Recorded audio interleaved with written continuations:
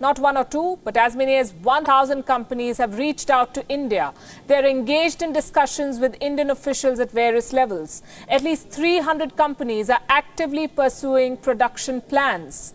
They belong to industries and sectors like mobiles, electronics, medical devices, textiles and synthetic fabric. Korean companies are making the first move. Reports say the Korean consulate in Chennai has received a number of requests. 2 requests are from iron and steel companies. Another one from the hospitality sector.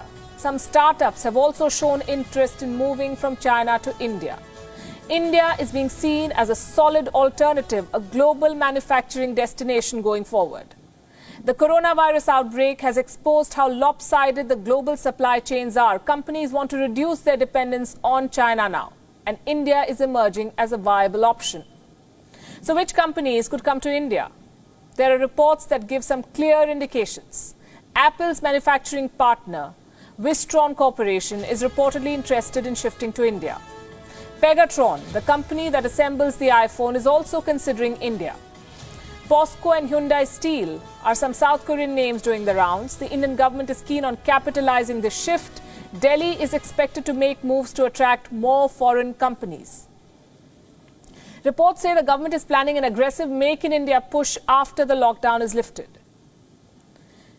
Indian Minister Nitin Gadkari has already given a signal. He has urged industry bodies to attract top companies from the US and the UK, backing the idea of more joint ventures and assuring the government support. This minister said that permissions will be given on a quote-unquote war footing.